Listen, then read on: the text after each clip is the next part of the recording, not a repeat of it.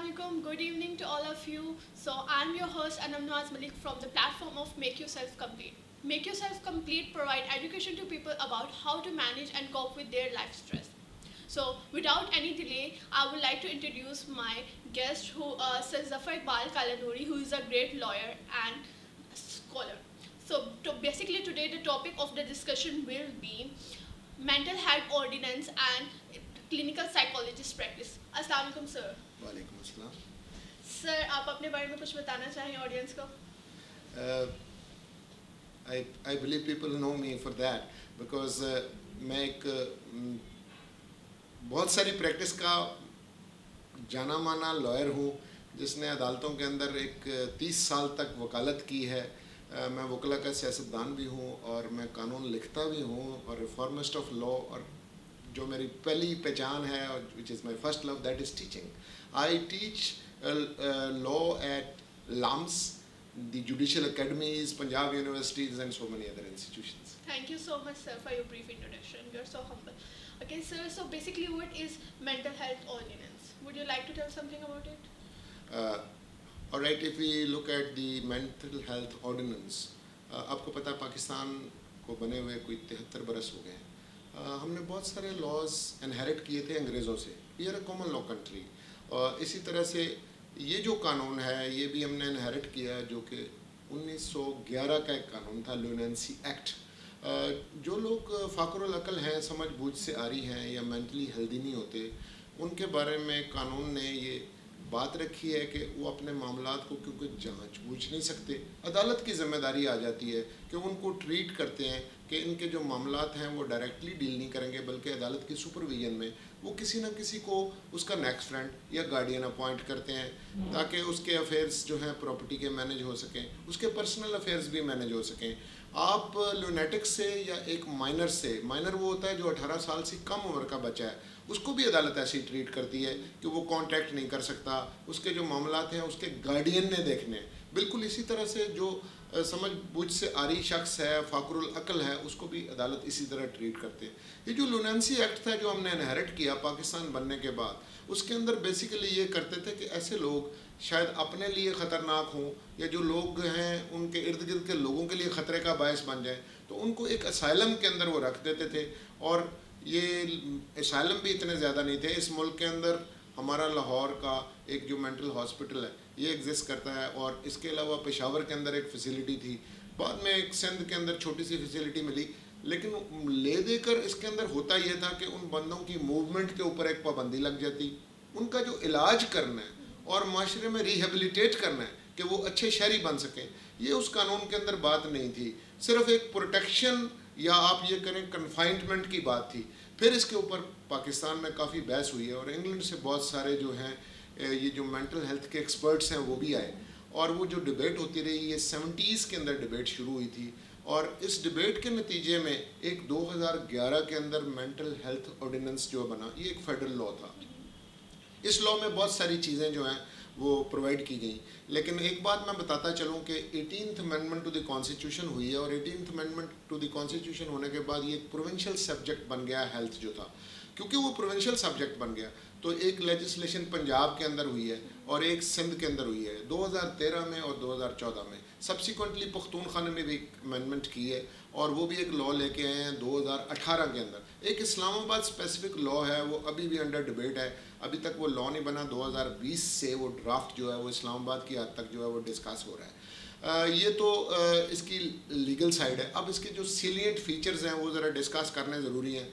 हुआ ये कि इस लॉ ने ये कह दिया है कि अगर किसी बंदे को आप इसी तरह के असाइलम के अंदर रखेंगे, हॉस्पिटल के अंदर रखेंगे, तो अगर अर्जेंट है बात है और उसकी सिर्फ असेसमेंट करनी है, तो असेसमेंट के लिए उन्होंने एक पीरियड रख दिया कि आप इसको 28 डेज़ के अंदर रख लें और उसकी आप जो है असेसमेंट कर लें. This is only assessment. और अगर इस तरह का मामला है कि किसी की रिकमेंडेशन नहीं हो सकती साइकेट्रिस्ट वगैरह की, और इमीडिएटली वो बंदा डेंजर कॉज कर सकता है अपने आप को या किसी और को, तो उसे कोई भी शख्स, पुलिस वाला या पुलिस वाले के पास कोई शख्स ले आए, तो इमीडिएटली वो जब ले जाएंगे तो उसको वो एडमिट कर लेते हैं. लेकिन ये जो एडमिट करने का पीरियड है उसके अंदर रखा कि ये 24 आवर से ज़्यादा वो एडमिट नहीं करेंगे. उसके बाद उसके लवाकिन वगैरह को बुलाते हैं. جب وہ ایک دفعہ یہ ڈٹرمن کر لیتے ہیں اور وہاں پہ ایک سائیکیٹرسٹ اور میڈیکو لیگل ہیلتھ کے جو ماہر اس سائڈ کے اندر کام کرنے والے ڈاکٹرز ہیں وہ یہ ڈٹرمن کر دیں کہ اس کا ہاسپٹل میں رہنا ضروری ہے، تو یہ جو اس کا رہنے کا پیریڈ ہے یہ 2 months تک جو ہے نا ایکسٹینڈ ہو سکتا ہے۔ اب اس میں بہت ساری زیادتیاں بھی کئی دفعہ ہوتی ہیں، کئی دفعہ وہ بندہ خود جس کو آپ الج کر رہے ہیں کہ وہ فاقر العقل ہے، وہ کہتا ہے کہ مجھے کسی نے جان بوجھ کے ادھر رکھ دیا، میری تو حالت ایسی نہیں ہے، تو وہ چیلنج کر سکتا ہے، اس کی اپیل جو ہے وہ کمپیٹنٹ ہے اور اپیل کی جا سکتی ہے سیشنز جج صاحب کے پاس، اور اگر وہ ہولڈ کر دیں کہ یہ بندہ اس قابل ہے کہ اپنے معاملات کو خود دیکھ سکتا ہے، اس کو آزادی بھی مل سکتی ہے۔ اس کے جو لواحقین ہیں ان کو بھی یہ حق حاصل ہے کہ وہ اپیل کر سکتے ہیں، یہ چیلنجیبل ہے کہ جی ناجائز رکھا گیا ہے کسی کو یا جائز طور پہ وہ اس پوزیشن میں نہیں ہے۔ تو یہ ساری چیزیں جو ہیں وہ سائیکولوجیکلی ایسی چیزیں ہیں جن کو دیکھنے کی ضرورت ہوتی ہے۔ اب ایک بات اور قابل غور ہے، یہ WHO والوں نے دنیا کے اندر جو تحقیقات کی ہیں ان کا نمبر یہ کہتا ہے کہ دنیا بھر کے اندر اس وقت آلموسٹ کوئی 29 to 30% لوگ جو ہیں وہ پوری طرح سے نارمل نہیں ہیں، کسی نہ کسی وہ ایلمنٹ میں مبتلا ہیں۔ اب ایلمنٹس کئی قسم کی ہو سکتی ہیں، کئی پیریوڈیکل ہیں، کئی پرماننٹ نیچر کی ہیں۔ اب ہمارا جو معاشرہ ہے پاکستان، اس کے اندر بھی اب جو کیلکولیشن ہوئی ہے اور لیٹسٹ سروے ہے وہ یہ بتا رہا ہے کہ لگ بھگ پاکستان کے اندر ایسے لوگوں کی تعداد جو ہے وہ کوئی 20% کے قریب ہو گئی ہے کہ جو مینٹلی کسی نہ کسی فارم میں ایک النس کے اندر مبتلا ہیں۔ کسی کو ہاسپٹل رہنے کی ضرورت ہے، کسی کو گھر رہنے کی ضرورت ہے۔ تو آپ کا یہ شعبہ ہے تو 3 لوگ بڑے امپورٹنٹ ہیں، ایک تو آپ کے MBBS جو جنرل پریکٹیشنرز ہیں، دوسرے سائیکیٹرسٹ جو ہیں وہ بھی فیلڈ ایک اسی کی اسپیشلائزیشن ہے، but there is another field which is related to psychology, اور جو سائیکالوجسٹ ہیں اب بہت سارے انسٹیٹیوشنز ہیں وہ لوگوں کو کوالیفائی کروا رہے ہیں اس کے اندر، ان کا بھی ایک عمل دخل ہے کہ وہ بھی ان چیزوں کو دیکھتے ہیں۔ تو یہ it makes 3 kind of expertise کہ جو مل کے جو ہے وہ فیصلہ کرتے ہیں کہ بندے کو کس طرح کی ہیلپ کی ضرورت ہے۔ پہلے یہ ہوتا تھا کہ تاریخی طور پہ تو ایسی میڈیسن ہی نہیں بنی ہوئی تھی، اب میڈیکل سائنس نے بہت ترقی کر لی ہے اور لوگوں کو میڈیسن ایسی دی جا سکتی ہے جس سے یہ ڈیزیز جو ہے، ویسے تو کہتے ہیں کہ ایک دفعہ کوئی بندہ اگر کسی سائیکولوجیکل پرابلم یا ٹراما میں آ جاتا ہے تو once psychology patient is always a psychology patient, مگر this is a manageable disease, manageable like heart disease is manageable, like آپ کی جو ڈائبٹیز ہے یہ مینیجبل ہے۔ اگر آپ چیزوں کو مینیج کر لیں تو آپ بہتر طور پہ جو ہے وہ جی سکتے ہیں۔ لیکن پہلی بات تو لوگوں کو اویئرنیس کروانے کی ہے کہ آپ کو پتہ ہو کہ آپ نارمل نہیں ہیں۔ دیکھیں ہمارے جیسے ملک کے اندر بے شمار مسائل ہیں، مثلاً آبادی کے بہت سارے مسائل ہیں، لوگوں کے بچے بہت زیادہ ہیں، وہ ان کو اچھی طرح سے ان کی پرورش نہیں کر پاتے، اب وہ معاشرے کے اچھے شہری کے طور پہ جو ہے نا وہ پرورش نہیں پا رہے، آئندہ ان کے لیے کوئی مواقع جو ہیں وہ مناسب نہیں ہیں۔ ایک سے زیادہ شادیاں کرنے والے لوگ جو ہیں وہ کئی دفعہ بچوں کی اس طرح سے کیئر نہیں کرتے، وہ بھی ان کی جو ہے نیگلیجنس کا شکار ہو جاتے ہیں۔ یہاں پہ خواتین کی شادی کرنا ایک مسئلہ ہے کہ یہاں پہ جو اب اتنا زیادہ لوگ میٹیریلسٹک ہو گئے ہیں، بہت سارے لوگ اس سلسلے کے اندر بہت پریشان ہوتے ہیں، اور کم وقت لوگ جو ہیں وہ یہ بھول گئے کہ اللہ رسول کے بعد ماں باپ جو ہیں وہ بڑی امپورٹنٹ چیز ہے، تو لوگ ان کو ابنڈن کر دیتے ہیں۔ یہاں پہ بھی اب اولڈ ایج ہومز آ رہے ہیں اور گھروں میں بھی رہ رہے ہیں، تو ماں باپ کے ساتھ اس طرح کا سلوک کیا جاتا ہے کہ وہ ایک سائیکولوجیکل ٹراما میں آ جاتے ہیں اور وہ بھی نارمل نہیں رہتے۔ پھر ایج بھی ایک فیکٹر ہے، بعض اوقات یہ فیملی کے اندر جو ہے جینز کے اندر بھی ہوتی ہے، تو اس طرح سے بھی ایج کے ساتھ آتی۔ اور ایک فگر میں آپ کو بتاؤں کہ خواتین کے اندر اس طرح کی پریشانیاں اور یہ والی بیماریاں زیادہ ہیں۔ اب ایک بات ہوتی ہے کہ ریئلائزیشن ہو، یہ شروع اس طرح سے ہی کام ہوتا ہے لیکن بڑھتا جاتا ہے۔ ابھی آپ نے دیکھا کہ ٹی وی کے اوپر بڑا ایک بات آج کل ہو رہی ہے اور سوشل میڈیا پہ بھی ہے کہ میرا، ہماری جو فلم ایکٹریس ہیں، اب وہ امریکہ گئی ہیں تو انہوں نے کہا جی مجھے پروٹوکول دیں، اور ڈاکٹر نے کہا جی آپ کو یہاں پہ پروٹوکول نہیں، امریکہ میں تو کسی کو بھی پروٹوکول نہیں ملتا۔ ہمارے سابقہ ایک پرائم منسٹر وہاں گئے ہوئے تھے تو انہوں نے بھی ان کی تلاشی لی، لیکن وہ ابھی بھی سمجھتی ہیں کہ جی مجھے یہاں بھی پروٹوکول ملنا ہے، اور پھر ایک بریف سا پیریڈ ہوتا ہے، آپ تھوڑی دیر کے لیے ہٹ ہوتے ہیں، جب آپ سے وہ پیریڈ گزر جاتا ہے تو اب آپ سٹار نہیں ہیں، آپ کیسے، لیکن لوگ اس سے ریکنسائل نہیں کرتے کہ جی حالات بدل گئے، اس کی وجہ سے بھی۔ اچھا، بھوک بڑی ایک بری چیز ہے، روٹی تو بڑی، بابا فرید نے کہا تھا کہ اگر ارکین اسلام 5 ہیں تو ان میں چھٹا روٹی کو شامل کر لو، اگر پیٹ میں روٹی نہ ہو تو پہلے 5 کے اوپر بھی عمل درآمد کرنے کو جی نہیں چاہتا انسان کا۔ تو یہاں پہ جو بھوک ننگ ہے جس کی وجہ سے غربت ہے، غربت کی وجہ سے لوگ بے شمار جو ہے اس طرح کی بیماریوں کا شکار ہوتے ہیں. کسی جگہ پہ کوئی میرٹ نہیں ہے، لوگوں کو جو ہے وہ نوکری میرٹ پہ ملتی نہیں. پڑھے لکھے لوگ ہیں لیکن یہاں پہ سفارش چاہیے، یہاں پہ رشوت چاہیے اس کے لیے. کسی پولیس والے کے پاس آپ کو چلے جائیں، آپ کو پولیس اسٹیشن میں انصاف نہیں ملے گا. آپ عدالت میں چلے جائیں، بڑے دور کی کوڑی ہے، کسی عام آدمی کو انصاف نہیں ملتا. تو یہ جو ساری ناانصافی ہیں یہ مل جل کو لوگوں کو اسی طرح پریشان کرتی ہیں. پھر مہنگائی، بڑھتی ہوئی مہنگائی، یہ لوگوں کے لیے ایک بڑا زہر قاتل کا کام کرتی ہے اور ان کے اوپر بجلی بن کے گرتی ہے.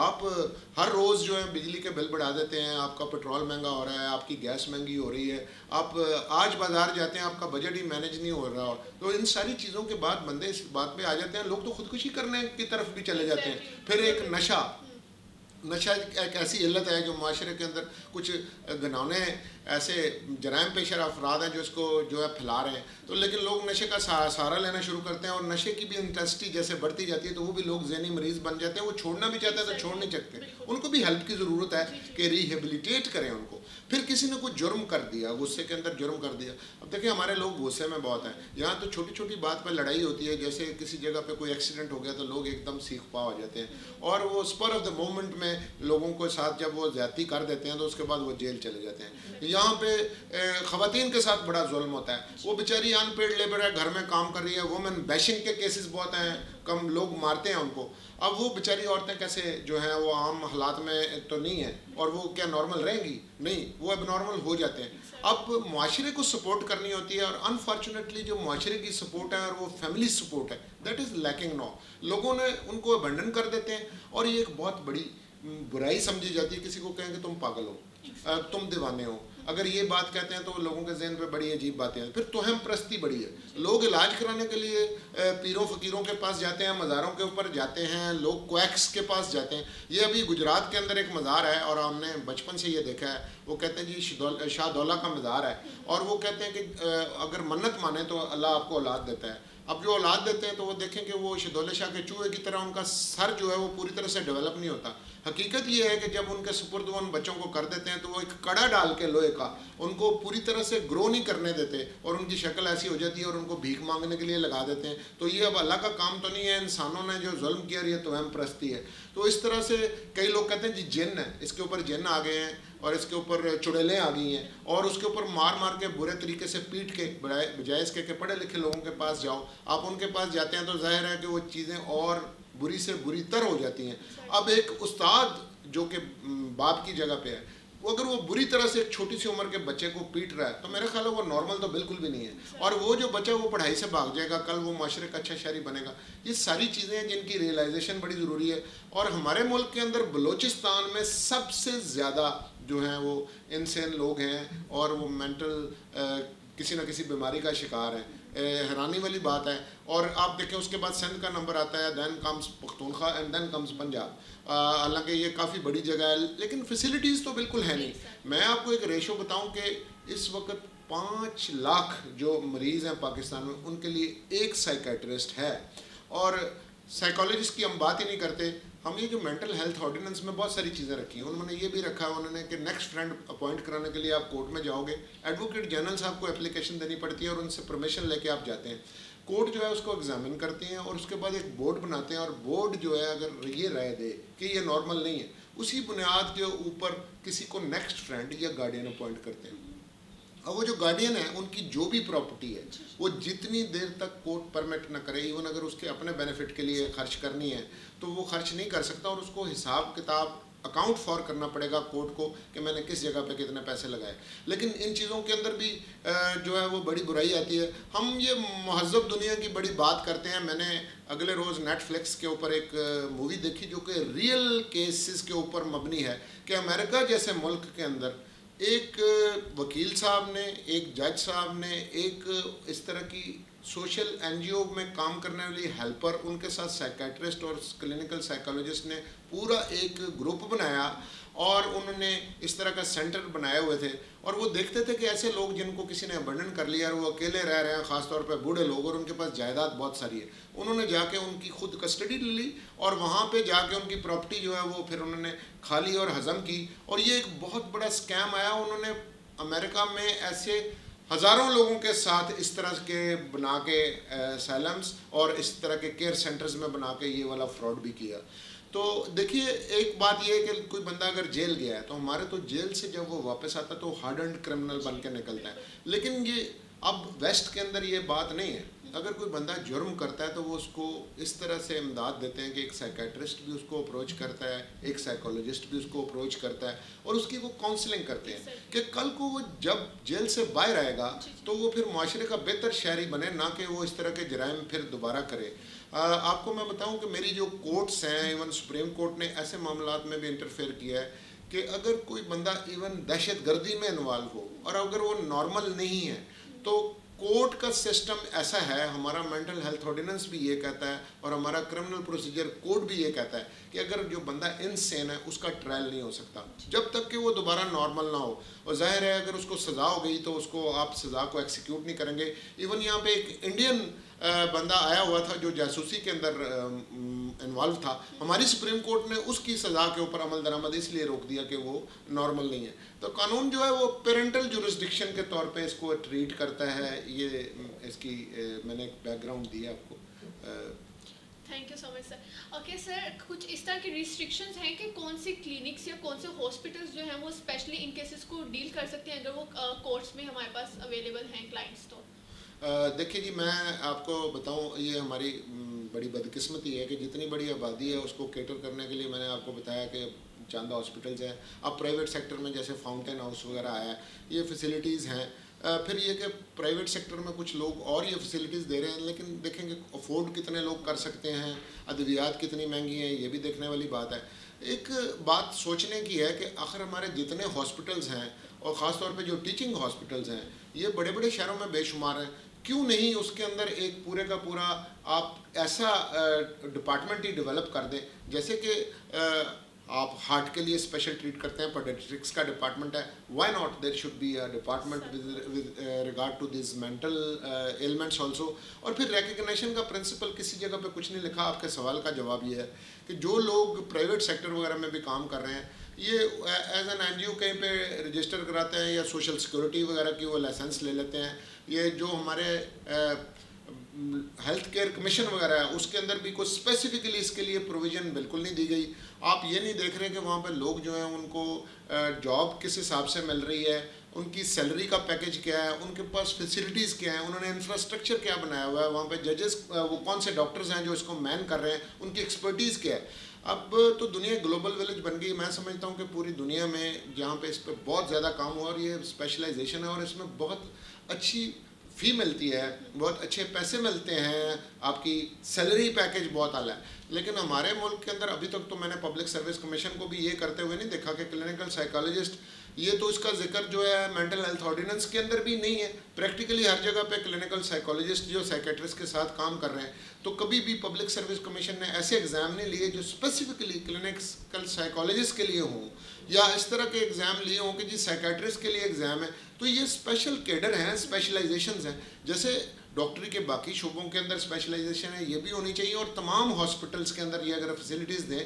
تو ہمارے لوگ جو ہیں وہ تو بھی اتنے کوالیفائڈ ہیں نہیں, لیکن ان کو حوصلہ افزائی یہ ہوگی کہ جو آپ کی طرح کے ینگ لوگ نئی تعلیم لے کے یونیورسٹیز سے پڑھ کے آ رہے ہیں, میرٹ پہ آ رہے ہیں, ان کو موقع ملے گا کہ وہ خدمت کریں, لیکن ان کا کوئی روزگار بھی تو لگنے کا بندوبست ہونا چاہیے. اس کے اوپر لیجسلیشن بھی نہیں کروانے کی ضرورت ہے. میں سمجھتا ہوں کہ آپ لوگوں کو اس کی ایڈوکیسی کرنی چاہیے اور ایڈوکیسی کر کے آپ کو پارلیمنٹ میں جانا چاہیے. پارلیمنٹ وہ جگہ ہے جہاں پہ قانون سازی ہوتی ہے. فیڈرل لیول پہ آپ جائیں گے پارلیمنٹ کے پاس, نیشنل اسمبلی اور سینٹ میں, اور پروونشل لیول پہ تمام کے تمام صوبوں میں جانا پڑے گا. آپ کو میں نے یہ بتایا کہ ابھی تو بلوچستان کے اندر اس کا لا ہی نہیں بنا ہے, اسلام آباد کے لیے یہ لا نہیں بنا, یہ جب سے 18th امینڈمنٹ ہو گئی ہے. اور میں ہیلتھ کے بارے میں تو یہ بھی کہتا ہوں کہ یہ اتنا سیریس سبجیکٹ ہے ہیلتھ اور ایجوکیشن کے, اس کو ڈی سینٹرلائز میرا خیال ہے اس طرح کیا نہیں جا سکتا. اس کا ایک قانون پورے ملک کے لیے ہونا چاہیے. یہ شاید 18th امینڈمنٹ میں ہم نے کچھ تھوڑی سی اوور ڈوئنگ کچھ چیزوں کی کر دی ہے, تو ہیلتھ کا شعبہ آتا ہے اور ہیلتھ کے شعبے کی ایک اسپیشلائزیشن یہ بھی ہے. لیکن بہرحال ابھی جس طرح لا ہے آپ کو پروونشل لیول پہ اس کا لا بنانے کے لیے کوشش کرنی چاہیے. آپ کو جا کے اسمبلی کے ممبرانس کو بھی اپروچ کرنا چاہیے، بھلے وہ ٹریجری کے ہیں بھلے وہ اپوزیشن کے، پرائیویٹ بل سے بھی یہ بات آ جاتی ہے، اور میڈیا کا بڑا زبردست رول ہے اس کے اوپر ڈسکشن مین اسٹریم میڈیا کے اندر بھی ہونے چاہیے. میں آپ کو اپریشیٹ کرتا ہوں کہ آپ نے بیچ میں سے یہ بھی ایک بات لائی ہے کہ آپ لا کے متعلق جاننا چاہ رہے ہیں. اچھا یہاں پہ ایک اور بھی ذمہ داری ہے کہ آپ ایز این ایکسپرٹ اوپینین دے رہے ہوں گے کہ یہ بندہ فاقر العقل ہے یا نہیں ہے. بوتھ ویز آپ کی جو رپورٹ ہے وہ قانون کے تحت کورٹ میں جانی ہے.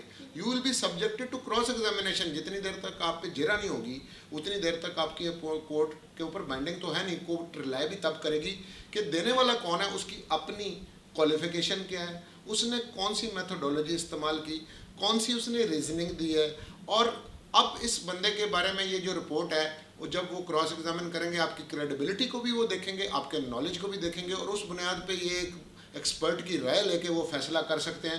میں بہت سارے ایسے لوگوں کو خود جا کے مجھے اتفاق ہوا ہے کیونکہ سپریم کورٹ کے بہاف پہ میں چیف جسٹس پاکستان کے ساتھ لاہور کے مینٹل ہاسپٹل میں گیا تھا، اور میری ایک رپورٹ کے اوپر سپریم کورٹ نے اس کے اوپر بڑی دور رس نتائج کی حامل ایسی تجاویز میری تھیں جن کے اوپر انہوں نے حکم صادر کیا کہ مثلا میں نے یہ کہا تھا کہ یہاں پہ نارکوٹکس کے جو لوگ ایڈکٹ ہیں یہ ان کا جو وارڈ ہے یہ ابھی تو کام ہی نہیں کر رہا، اور جو دوسرے وارڈ بھی اسپیشل بنایا اس میں یہ مشینری نہیں ہے وہ ساری آئی اور وہاں پہ کام کر رہی ہے. تو لیکن یہ تو ایک ہاسپٹل کی بات ہو رہی تھی، لیکن اس کے بارے میں مجھے دیکھنے کا جب اتفاق ہوا تو میں مینٹل ہاسپٹل میں جا کے ڈاکٹر سے ملا ہوں، سائیکیٹرسٹ سے ملا ہوں، میں کلینکل سائیکولوجسٹ سے ملا ہوں، میں مریضوں سے ملا ہوں. اسی طرح میں نے فاؤنٹین ہاؤس میں کئی لوگوں کو دیکھا ہے. تو مجھے کہنے دیجیے کہ بڑے افسوس کی بات ہے کچھ لوگ جان بوجھ کے کچھ لوگوں کو وہاں پہ داخل کروا دیتے ہیں اور پھر پوچھنا ہی نہیں چاہتے، کیونکہ فیملی سپورٹ بہت ضروری ہے. آپ پریکٹس کرتی ہیں اس فیلڈ میں تو آپ کو یہ اندازہ ہوگا کہ جہاں پہ فیملی اور جہاں پہ معاشرہ اور جہاں کے ارد گرد کے لوگ سپورٹ کرتے ہیں تو لوگ اس ٹراما سے کافی باہر آ جاتے ہیں اور مینیجیبل ہو جاتے ہیں، وہ اتنے ہارش نہیں ہوتے. میں بہت بڑے بڑے لوگوں کو ملا ہوں، مثلا روحی بانو ہماری ایک بہت قابل ذکر خاتون آرٹسٹ تھیں. وہ she was one of the best اور بہت لائق خاتون تھی. وہ اب انفارچونیٹلی سیلمنٹ میں آ گئی. اب وہ ان کے جو حالات تھے اور جس میزریبل حالت کے اندر پھر ان کی ڈیتھ ہوئی ہے. تو ہمیں یہ دیکھنا چاہیے کہ یہ معاشرے کے ایسے لوگوں سے جو اپنے وقت میں بہت